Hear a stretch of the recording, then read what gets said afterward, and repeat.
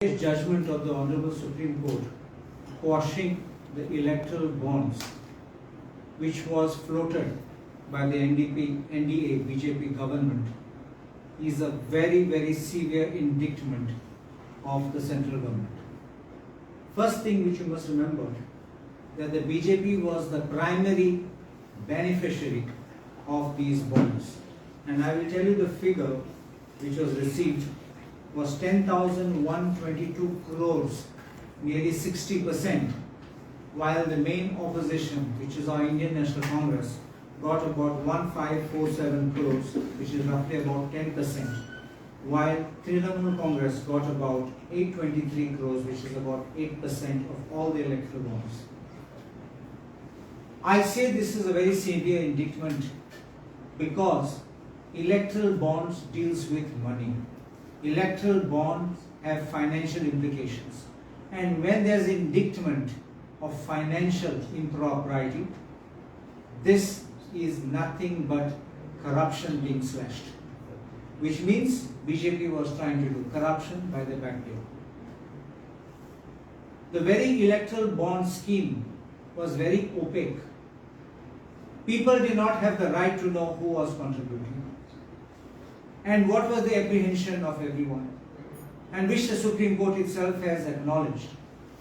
The government had all access to the data, the opposition had none, which means they knew who was contributing not only to their kitty, but they knew who was contributing to the kitty of others.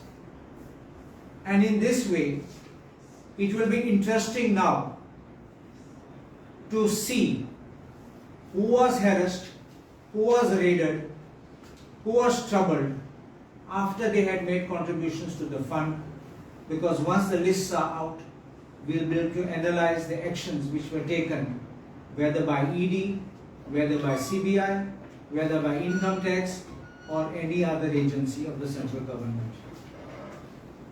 One more fear which we had and which I had expressed was these bonds, when you keep them hidden, when you don't reveal, these donations to political parties becomes a backdoor means to buying out political favors, which means, in other words, it's a quid pro quo.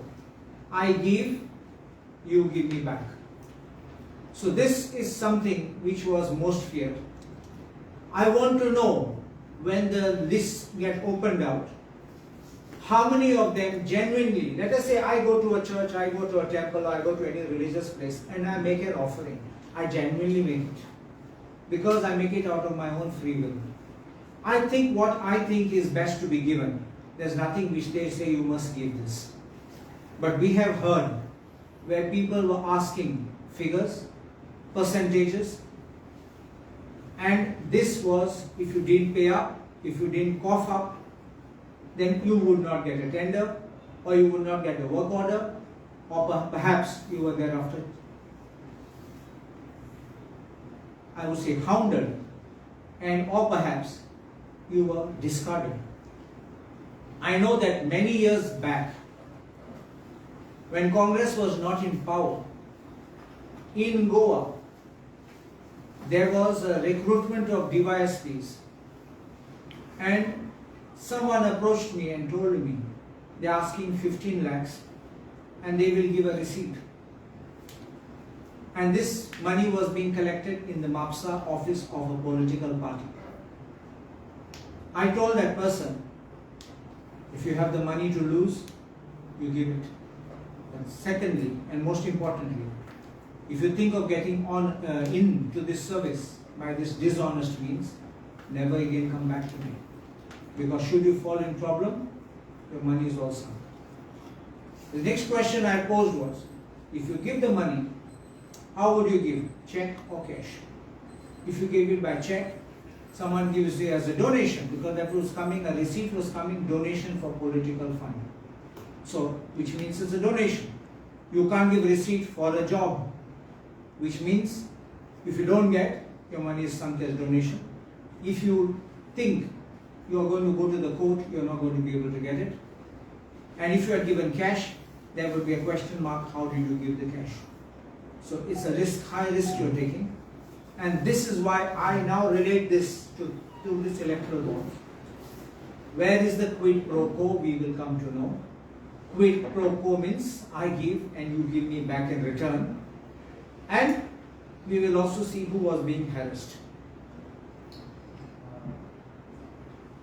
Scrapping the electoral bonds, in my view, the Supreme Court has done is stopping the loot by the BJP.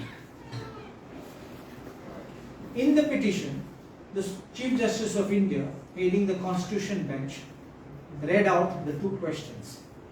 A, whether amendments are violative to the right to information under Article 19(1)(a), and B, whether unlimited corporate funding violates principles of free and fair elections.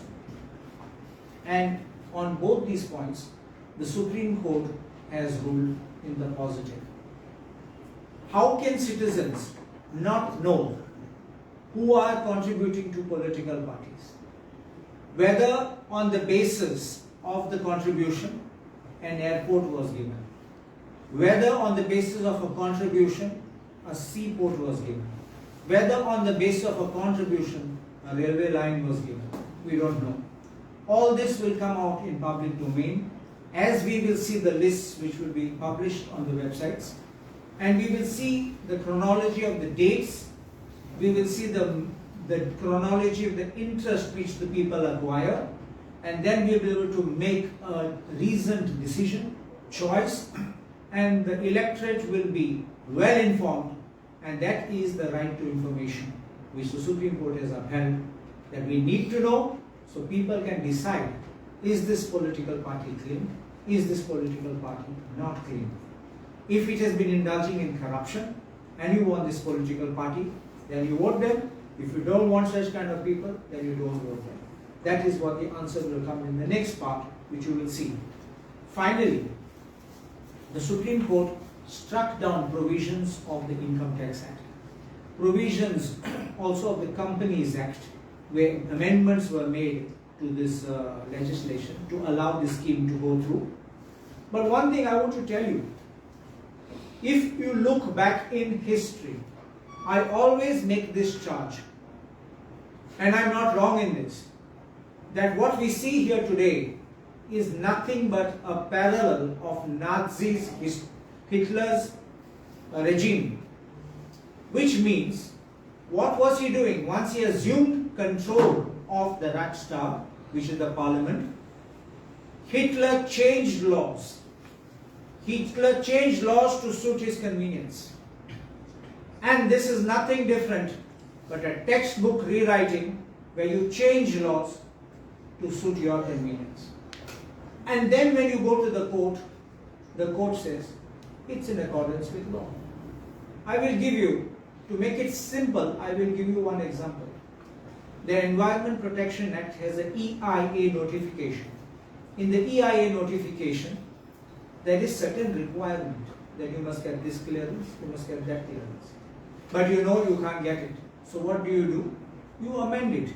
You amend and delete that requirement. Someone challenges in the court. The court says, by law, it is permissible because that is not required. It is deleted. You understand?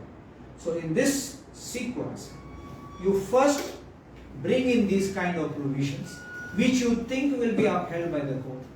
Fortunately, the challenge was to the very provisions, and the Supreme Court held that these provisions were unconstitutional and the entire electoral bond scheme was itself unconstitutional.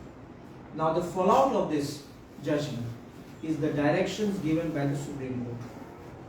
And I will read these directions, because these directions now will move to the next course of action, which all of us will then open our sites and be able to examine everything what goes on the websites. First it says, the issuing bank shall herewith stop the issuance of electoral bonds. Second, the State Bank of India shall submit the details of the electoral bonds purchased since the interim order of the court dated 12 April 2019 till date to the Election Commission of India. The details shall include the date of the purchase of each electoral bond, the name of the purchaser of the bond, and the denomination of the electoral bond purchased. The third direction is, the State Bank of India shall submit the details of the political parties which have received contribution through electoral bonds since the interim order dated 12 April 2019 till date to the ECI, that is the Election Commission of India. SBI must disclose details of each electoral bonds encashed by the political parties, which shall include the date of encashment and the denomination of the electoral bond. Next, fourth point.